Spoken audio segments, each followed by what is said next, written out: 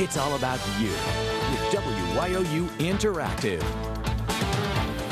Welcome back. Our interactive topic tonight, a permit to party for college kids. Jim, a student at the University of Bloomsburg, wanted us to show some more recent video from YouTube. I don't know if this furthers his cause, because we're talking about the town of Bloomsburg's proposed ordinance that would regulate student gatherings.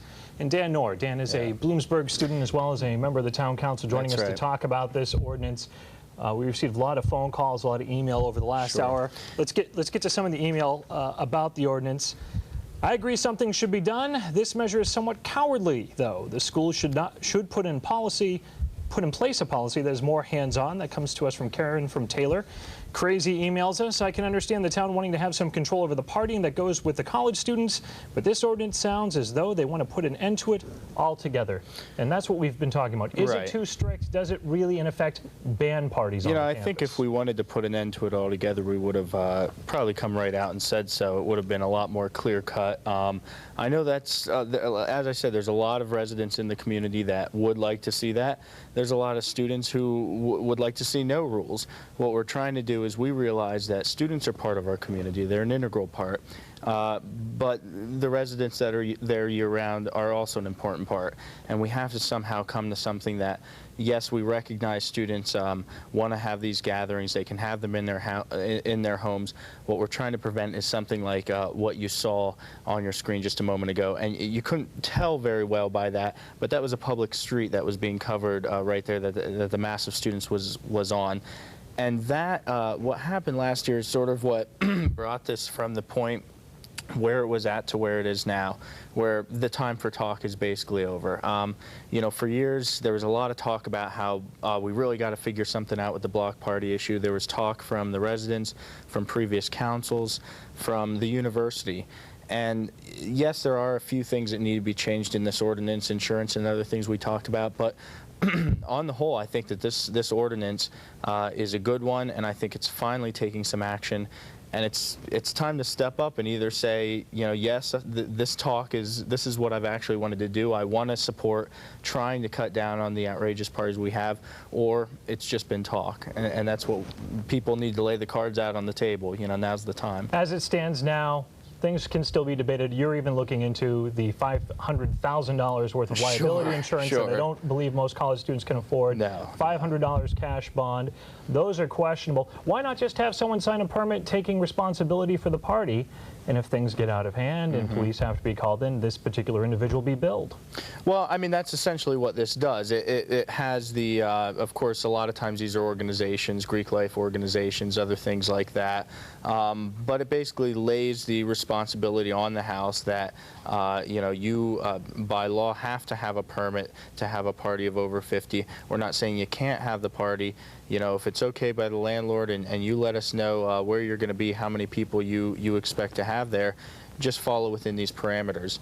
If they don't, you know, then we have problems. Then we have fines for students. Then we have the possibility of you not being able to stay in that residence. Let's see what some of the people in the area think. Our phones are lighting up. Let's go to Joe from Bloomsburg. Joe, thanks for joining us.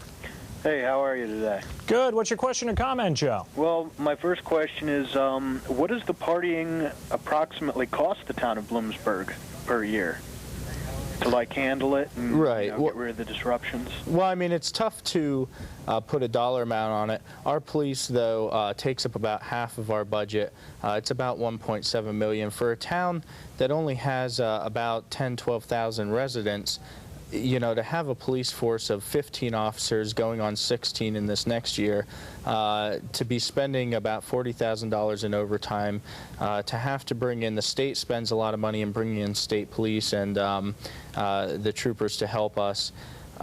You know, it's nothing that you can directly relate to block party, but throughout the year, the fact that we have to have this much greater police presence, certainly there is a cost. But to me, it's not just really the cost, the dollar amount cost. To me, it's just the simple fact that we all have to live in the same community, and, you know, you have to share it with residents.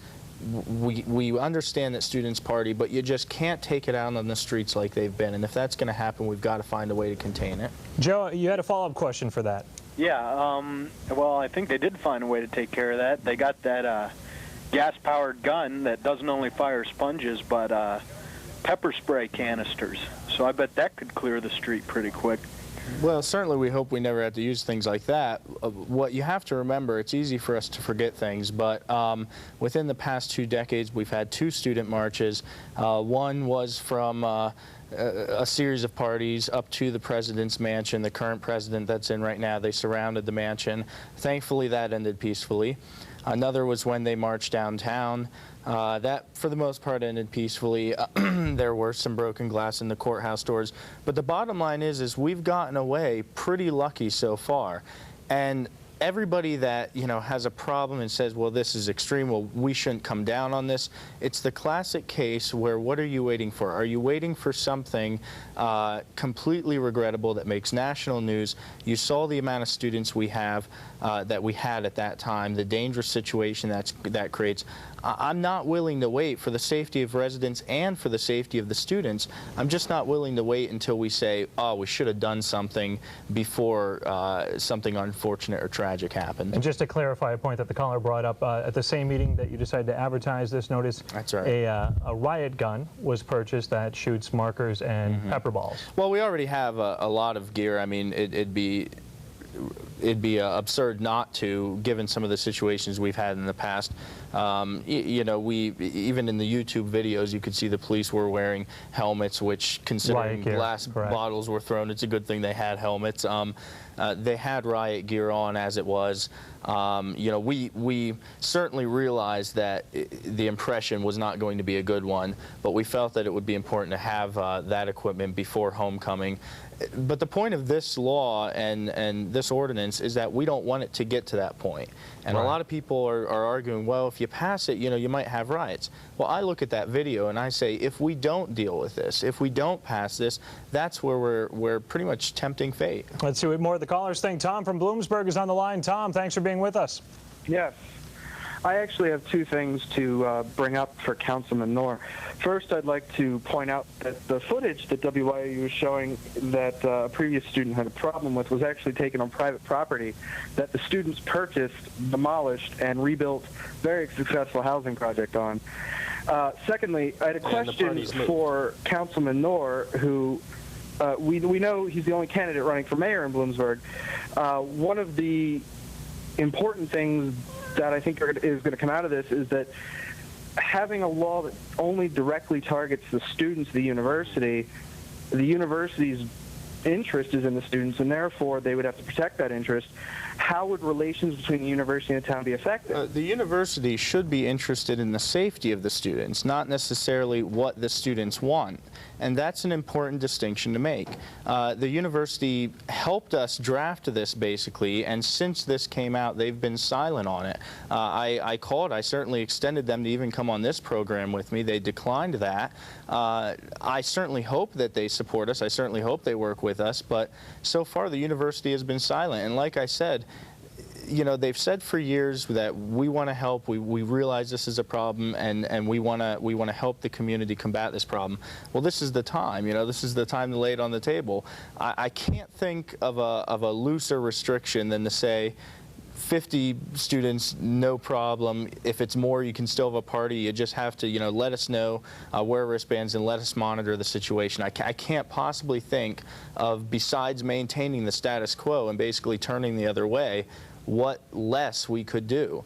So to me, the university, it would be in their interest when we have large gatherings of students, when we have them, 30 students piled onto an old porch, when we're basically tempting fate, to act in the interest of the students. We're playing the music one at a time. We'll follow the ordinance and see how things progress.